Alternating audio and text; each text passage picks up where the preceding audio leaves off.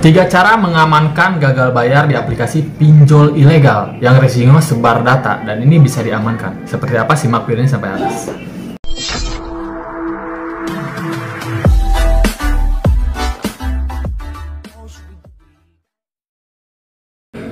Halo, assalamualaikum warahmatullahi wabarakatuh. Kembali lagi bersama saya di sini. Apa kabar kalian semua? Semoga dalam keadaan sehat walafiat dan selalu dimudahkan rezekinya.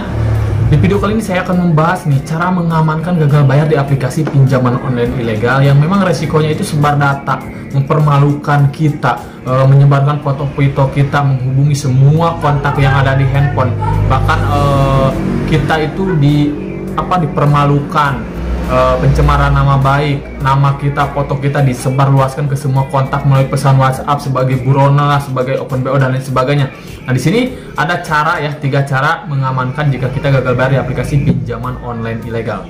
Oke, sebelum itu yang baru bergabung, tentunya bantu channel ini dulu untuk berkembang ya dengan cara klik tombol subscribe yang ada di bawah dan juga bunyikan notifikasi loncengnya supaya saat upload video terbaru kalian mendapatkan pemberitahuannya, dan bantu channel ini kalau channel ini untuk menjalankan program bebas hutang. Mudah-mudahan program ini bisa berjalan ya, amin ya robbal alamin. Oke, kita lanjut membahas topik kali ini. Ya, di sini banyak sekali nasabah yang bahkan memang tidak tahu aplikasi mana yang legal, aplikasi mana yang ilegal. Kadang ya mereka itu gagal bayar tiba-tiba. Kadang ilegal itu menjebak sih. Ada nasabah baru yang memang ada penawaran pinjaman uang, klik aja linknya, isi data, tiba-tiba transfer uang masuk ke kita, itu ke nasabah. Bahkan tidak ada konfirmasi terlebih dahulu tentang pinjamannya, tapi tiba-tiba uang masuk setelah daftar. Nah, banyak yang kayak gitu. Nah, ini memang jebakan pinjol ilegal. Jika kalian mengalami hal ini, pastinya kalian itu kan memang untuk bayar bunganya tinggi juga.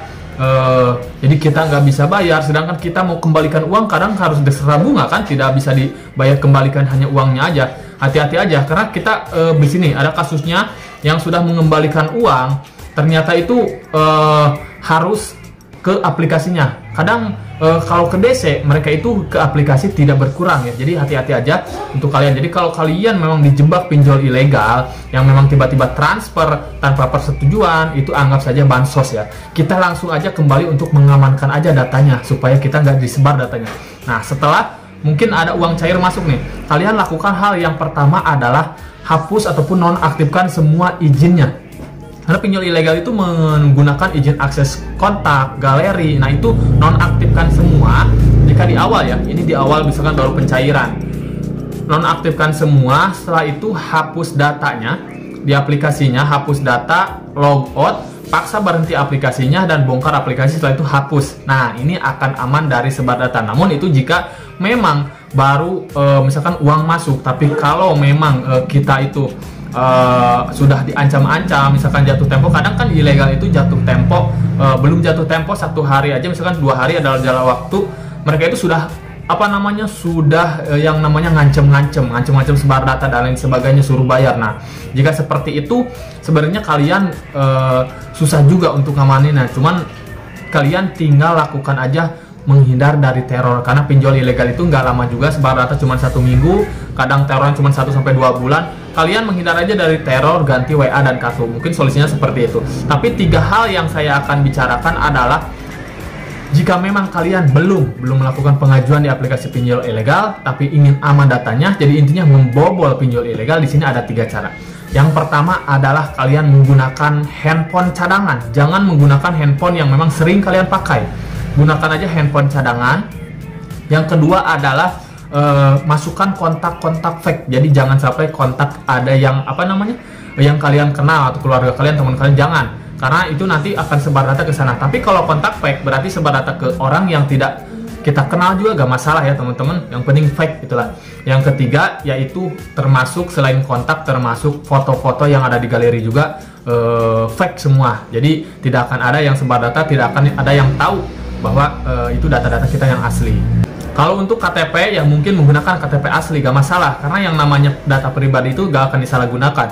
Banyak juga yang sudah gagal bayar di aplikasi pinjol ilegal, itu data pribadi gak jadi masalah ya, cuman teror aja di awal. Nah, itulah cara menghindari teman-teman jika kita memang baru melakukan pengajuan di aplikasi pinjol ilegal ataupun bahkan terjebak di pinjol ilegal. Seperti tadi, langkah-langkahnya ikuti saja supaya kalian aman teman-teman. Karena pinjol ilegal itu memang gak harus dibayar juga, jadi walaupun kalian gagal bayar ya gak masalah, karena pemerintah pun menyarankan jika kita pinjam di pinjaman online ilegal, gak usah dibayar, karena mereka itu tujuannya untuk merusak perekonomian kita di Indonesia. Seperti yang di awal tadi, banyak yang dijebak, yang tidak tahu tiba-tiba ditransfer, sedangkan kita harus kembalikan dengan bunga yang tinggi. Nah, seperti itu ya, penjebakan pinjol ilegal. Kita bayar pun kadang di sini kasusnya, kita sudah ada yang bayar lunas di pinjol ilegal, tiba-tiba ditransfer kembali. Banyak yang kejadian seperti itu, jadi lebih baik stop bayar aja jika kalian ingin keluar dari pinjol ilegal. Dan juga untuk amannya seperti itu tadi ya. Jadi silakan ikuti langkah-langkahnya teman-teman. Oke, mungkin saja sedikit informasinya, mudah-mudahan bermanfaat. Saya pamit. Assalamualaikum warahmatullahi wabarakatuh.